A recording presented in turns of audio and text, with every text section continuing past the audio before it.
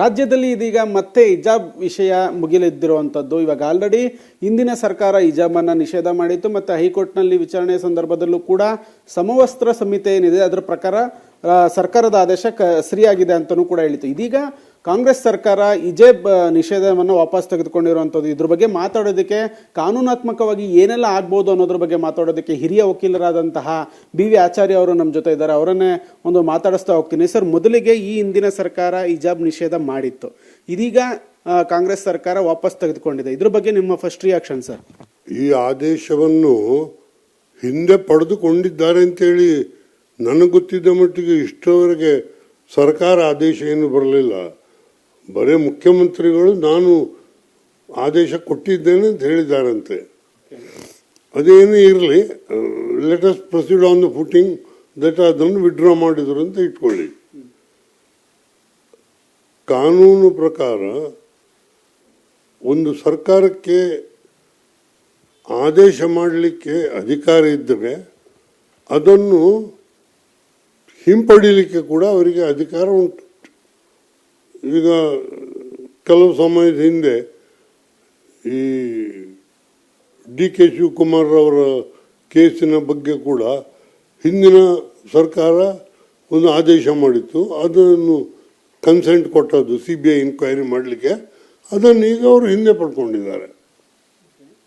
So ಯಾವಾಗಲೂ ಒಂದು common law ಏನು ಅಂತ ಹೇಳಿದ್ರೆ, ಯಾವ ಅಧಿಕಾರ ನಿಮಗೆ ಒಂದು ಆದೇಶ ಕೊಡ್ಲಿಕ್ಕಿದೆಯಾ ಅದನ್ನು ಹಿಂಪಡೀಲಿಕ್ಕೆ ಸಹ ಇದೆ. ಓಕೆ, ಅಂದರೆ ಇವಾಗ ಆಲ್ರೆಡಿ ಈ ಕುರಿತಂತೆ ಹೈಕೋರ್ಟ್ ಆದೇಶ ಮಾಡಿತ್ತು. ಅಂದರೆ ಸಮವಸ್ತ್ರ ಸಂಹಿತೆ ಏನಿದೆ ಅಂದರೆ ಯೂನಿಫಾರ್ಮ್ ಪಾಲಿಸಿಗೆ ಕರೆಕ್ಟಾಗಿತ್ತು ಹಿಂದಿನ ಸರ್ಕಾರ ಕೊಟ್ಟಂಥ ಆದೇಶ. ಇದು ವಾಪಸ್ ತೆಗೆದುಕೊಂಡ್ರೆ ಯಾವ ರೀತಿ ಒಂದು ನ್ಯಾಯಾಂಗ ನಿಂದನೆ ಆಗುವಂಥ ಚಾನ್ಸಸ್ ಇದೆಯಾ? ಮತ್ತು ಇದಲ್ದಿರ ಸುಪ್ರೀಂ ಕೋರ್ಟ್ನಲ್ಲಿ ಕೇಸ್ ಬೇರೆ ಇದೆ, ಏನೆಲ್ಲ ಆಗ್ಬೋದು ಸರ್? ನ್ಯಾಯ ನಿಂದನೆಯ ಪ್ರಶ್ನೆ ಬರುವುದಿಲ್ಲ. ಯಾಕೆಂತ ಹೇಳಿದ್ರೆ ಸರ್ಕಾರಕ್ಕೆ ಅಧಿಕಾರ ಇದೆ, ಅವರು ಹಿಂದೆ ತಗೊಳ್ಬಹುದು. ಬಟ್ ದ ಕ್ವೆಶ್ಚನ್ ಈಸ್,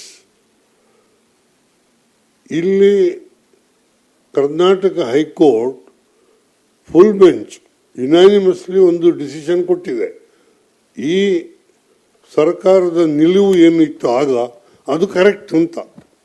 ಈಗ ಅದರ ವಿರುದ್ಧವಾಗಿ ಅದನ್ನು ಹಿಂತೆಕೊಳ್ಳುವ ಅಧಿಕಾರ ಅವರಿಗೆ ಇದೆ. ಬಟ್ ಅದರ ಕಾನ್ಸಿಕ್ವೆನ್ಸ್ ಏನಾಗ್ತದೆ ಅಂದರೆ ಹೇಳಿದ್ರೆ, ಈ ಹೈಕೋರ್ಟಿನ ಫುಲ್ ಬೆಂಚ್ ಜಡ್ಜ್ಮೆಂಟ್ನ ಮೇಲೆ ಅಪೀಲ್ ಮಾಡಿದ್ದಾರೆ ಸುಪ್ರೀಂ ಕೋರ್ಟಿಗೆ. Supreme court ceased of the matter. 2 judges ವಿಭಿನ್ನ ತೀರ್ಪು ಕೊಟ್ಟು ಅದೀಗ ಲಾರ್ಜರ್ ಬೆಂಚ್ಗೆ ಹೋಗಿ ಅಲ್ಲಿ ಪೆಂಡಿಂಗ್ ಇದೆ. ಇಂಥ ಸಂದರ್ಭದಲ್ಲಿ ಇವರು ಈ ಆದೇಶವನ್ನು ಹಿಂಪಡೆದುಕೊಂಡದ್ರಿಂದ ಈ ಸುಪ್ರೀಂ ಕೋರ್ಟ್ಗೆ ಯಾರೆಲ್ಲ ಹೋಗಿದ್ದಾರೆ ಅವರು ತಮ್ಮ ಅಪೀಲನ್ನು ನಾವು ಹಿಂದೆ ತಗೊಳ್ತೇವೆ ಅಂತ ಹೇಳಿದರೆ, ಸುಪ್ರೀಂ ಕೋರ್ಟ್ ಸರಿ, ಅಪೀಲ್ ಮಾಡಿದವರಿಗೆ ಅದನ್ನು ಹಿಂತೆಗೊಳ್ಳಿಕ್ಕೆ ಅಧಿಕಾರ ಉಂಟು, ಅವರು ಮಾಡಿದ ಅಪೀಲನ್ನು ಡಿಸ್ಮಿಸ್ ಮಾಡಬಹುದು. ಏನಿದಿಷ್ಟು ಹಿರಿಯ ವಕೀಲರಾದಂತಹ BV ಆಚಾರ್ಯ ಅವರ ಒಂದು ಮಾತಾಗಿತ್ತು. ಕ್ಯಾಮ್ರಾ ಪರ್ಸನ್ ನವೀನ್ ಪೂಜಾರಿ ಜೊತೆ ಚೇತನ್, ಏಷ್ಯಾನೆಟ್ ಸುವರ್ಣ ನ್ಯೂಸ್.